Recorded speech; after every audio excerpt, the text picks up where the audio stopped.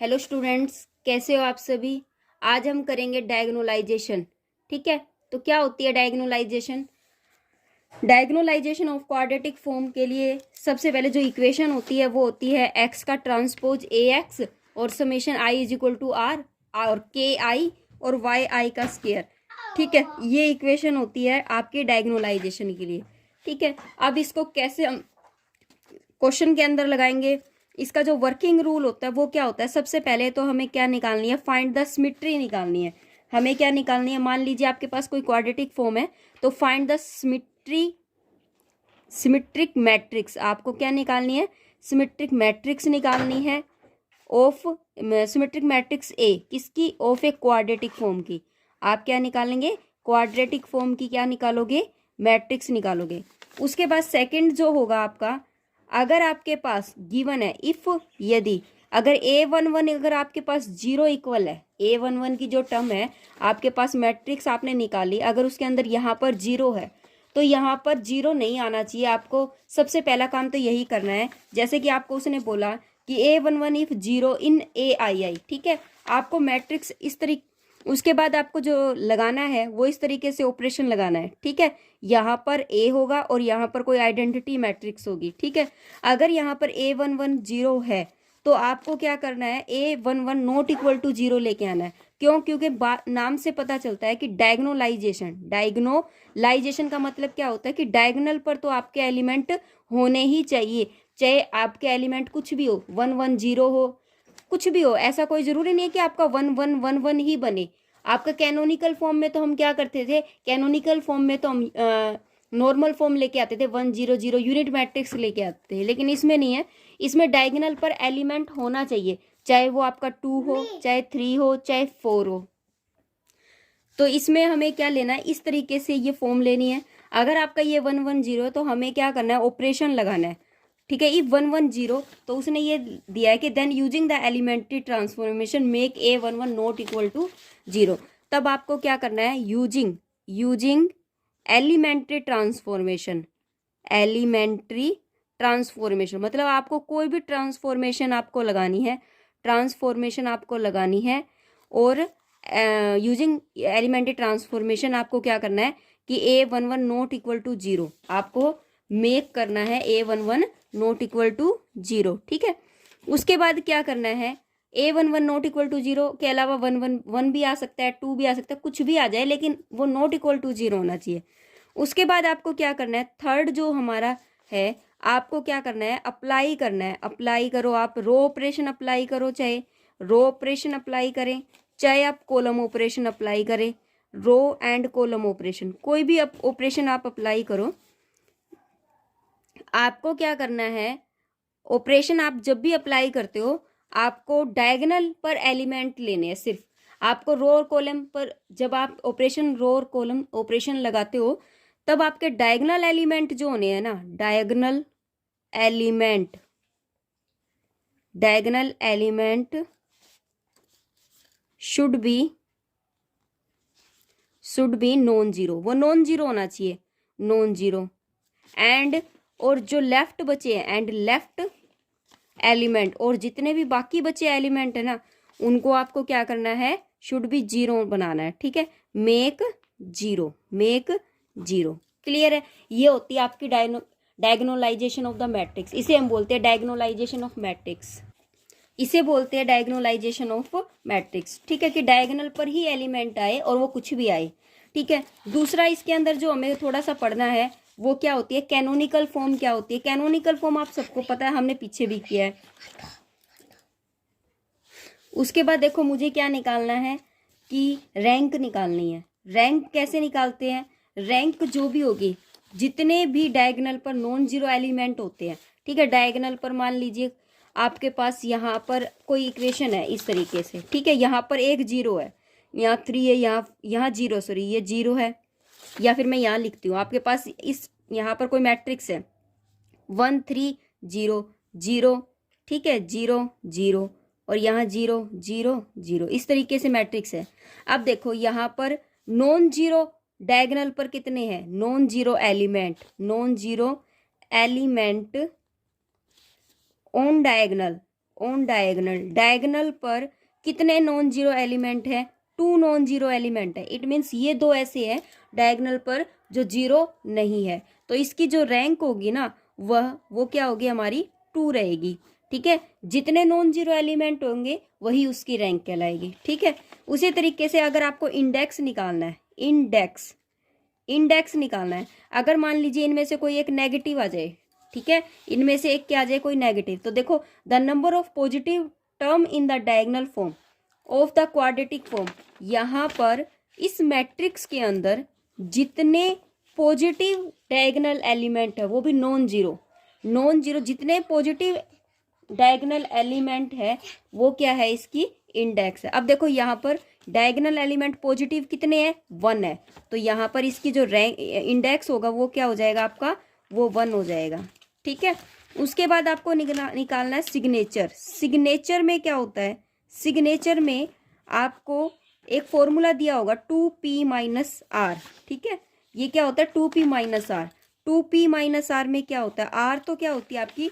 Rank होती है। r क्या होती है आपकी? रैंक। r है आपकी रैंक, और p जो होती है वो आपका क्या होता है? इंडेक्स होता है। ठीक है, यहाँ पर सिर्फ वैल्यू पुट करनी होती है, जैसे p इंडेक्स क्या है? 1 है, और r कितनी है? 2 है, तो 2 - 2, तो सिग्नेचर कितना हो जाएगा आपका? 0 सिग्नेचर हो जाएगा। इस तरीके से आपको ये अप्लाई करना है। क्लियर है? उसके बाद देखो आपको एक बात और बता देते हैं कि इस तरीके से आपको क्या निकालनी है? इसकी रैंक भी निकालनी है और इसकी ये निकालनी है। अब देखो हमने क्या किया था, ये जो ये हमने किया कॉलम, मैंने आपको बता दिया।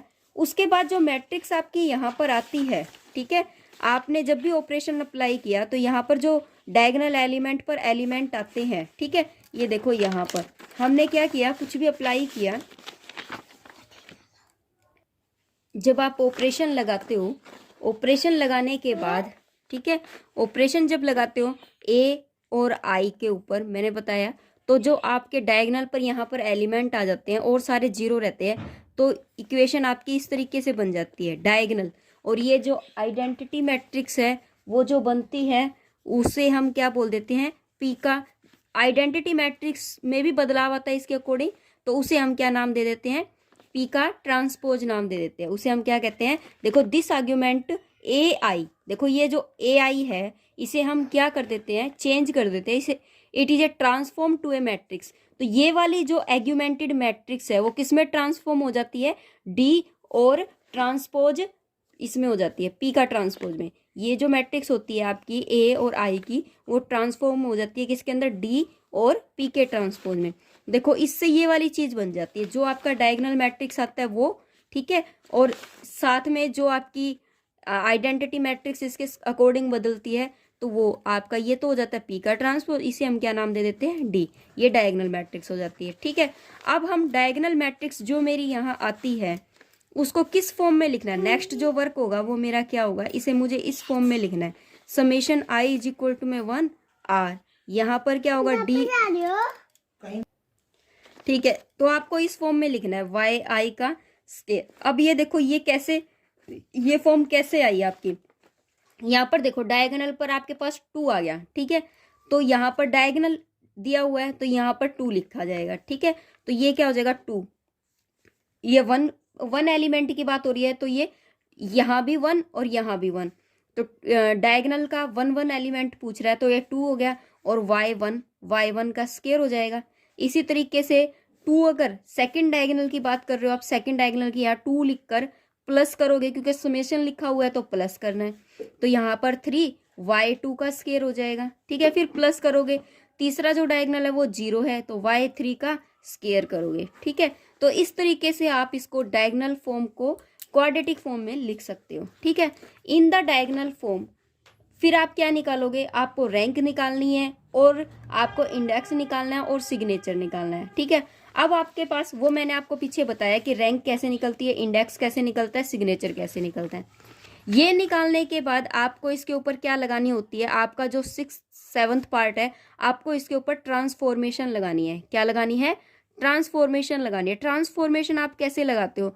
हमने पहले भी की है, पीछे भी। x इज इक्वल टू में क्या लगाना है आपको? पी वाई लगाना है। आपने पहले जब की थी जब आपने उसमें की थी तो आपने लगाया था x इज इक्वल टू में p का ट्रांसपोज y लगाया था, लेकिन यहाँ पर हमें x इज इक्वल टू में पी वाई करना है। ठीक है, बस इतना ही डिफरेंस है कि डायगनलाइजेशन के लिए जो ट्रांसफॉर्मेशन लगती है उसमें x इज इक्वल टू में पी वाई लगानी है। ठीक है, डायगनलाइजेशन के लिए जो ट्रांसफॉर्मेशन लगेगी उसमें हमें क्या करना है, x इज इक्वल टू में पी वाई लगानी है। क्लियर है?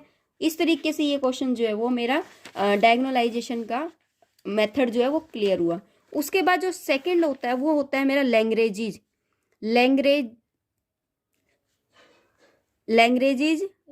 ठीक है, लैंग्रेजिज मेथड ऑफ डायगनलाइजेशन। डायगनलाइजेशन का लैंग्रेजिज मेथड क्या कहता है, डायगनलाइजेशन का लैंग्रेजिज मेथड क्या होता है। ठीक है, देखो लैंग्रेजिज मेथड जो होता है डायगनलाइजेशन का, इसके अलग से टॉपिक है। तो इसमें हमें क्या करना है, इसके अंदर सबसे पहला जो रूल होगा जो इसमें बोला है कि arrange all term containing x1 in the bracket. देखो आपको क्या करना है, सारी टर्म को अरेंज करना है। जैसे मैं कोई एक एग्जांपल लेके आपको बताती हूँ कि आपके पास ऐसे है 2x1 का स्क्वायर प्लस 2x2 का स्क्वायर प्लस 3x3 का स्क्वायर माइनस 4x2 और x3 plus 2x1 x2 minus 4x2 x3 और x1, इस टाइप से है। तो इसने क्या बोला कि आपको पहले x1 को एक ब्रैकेट में लिखना है, x1 वाले को take the coefficient of x1 का square and common outside the bracket to make it unity. देखो हमें क्या करना है, पहले x1 वालों को इकट्ठा लिखना है। x1 हो गया, यहाँ भी x1 है, यहाँ भी x1 है। तो यहाँ देखो 2x1 का जो स्क्वायर है, ठीक है, 2x1 का स्क्वायर। तो देखो कैसे करना है, तो सबसे पहले तो मुझे क्या करना है, इसने जो बोला कि आपको अरेंज करना है, सबसे पहले उसने क्या बोला आपको, उसने बोला कि अरेंज करें, arrange all terms containing x1 in one bracket. ठीक है, आपको x1 वालों को सबको एक ही ब्रैकेट में लिखना है and take coefficient of x1 का स्क्वायर, ठीक है, कॉमन आउटसाइड द ब्रैकेट। ठीक है, bracket to make it unity. ठीक है, अब देखो तो मुझे क्या करना है, अरेंज करना है इसको x1 के टर्म में। कैसे, अब ये देखो x1 है, मैं x1 वालों को इकट्ठा ले देती हूँ। 2x1 का square plus 2x1 x2 minus का 4x3 x1। ठीक है, मैंने क्या किया, इसको ऐसे लिख दिया। उसके बाद देखो क्या करना है, अब हमें x1 मैंने लिख दिया।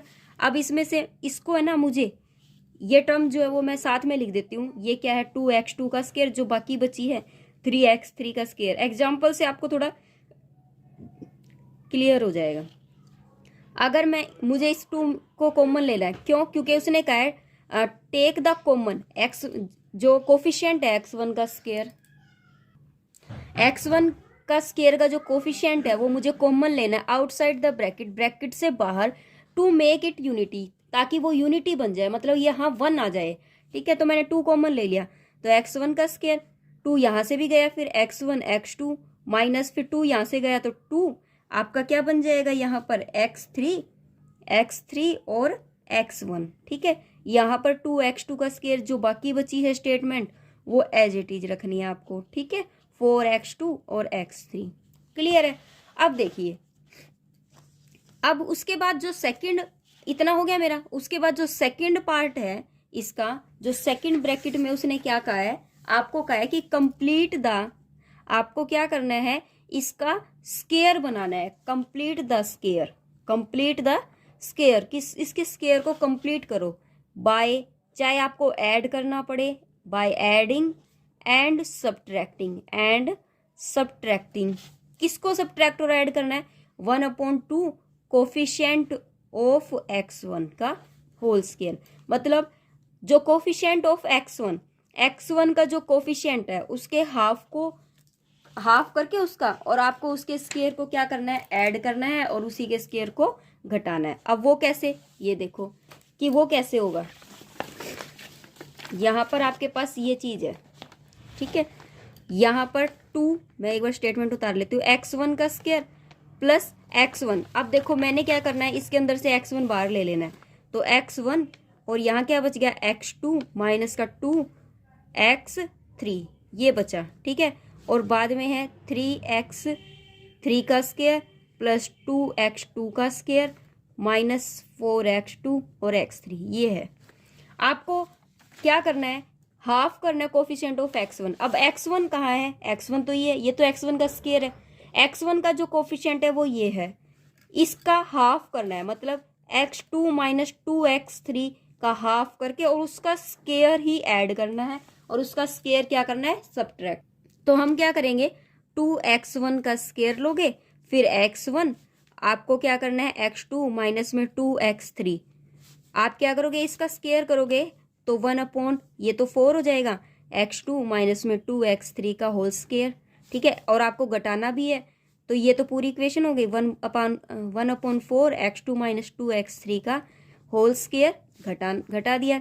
उसके बाद आपके पास जो स्टेटमेंट थी 2x2 का स्क्वायर, ठीक है, प्लस 3x3 का स्क्वायर माइनस में 4x2 और x3, क्लियर है। अब देखो ये परफेक्ट स्क्वायर बन जाता है, ये क्या बन रहा है आपके पास, परफेक्ट स्क्वायर बन रहा है ना।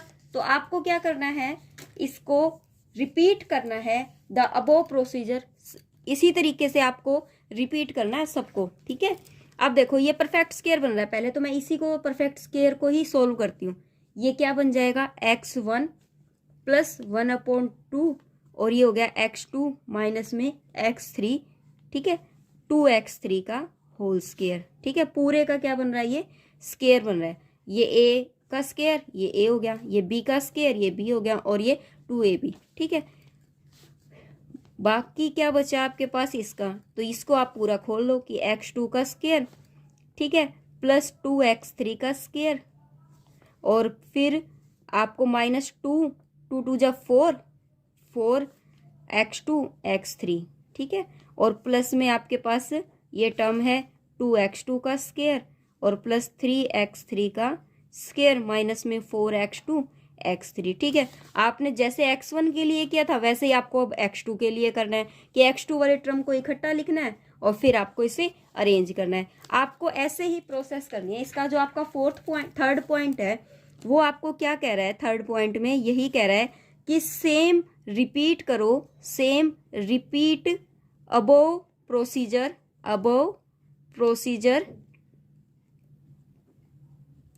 For x2 and x3 as soon as, ठीक है।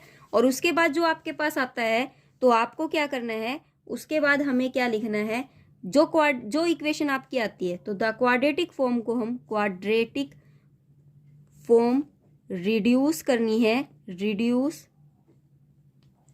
टू a1 y1 का स्क्वायर a2 y2 का स्क्वायर में आप इसको रिड्यूस कर दोगे। ये होती है आपकी लैग्रेंज थ्योरम, ठीक है, sorry Lagrange method of quadratic form, ठीक है।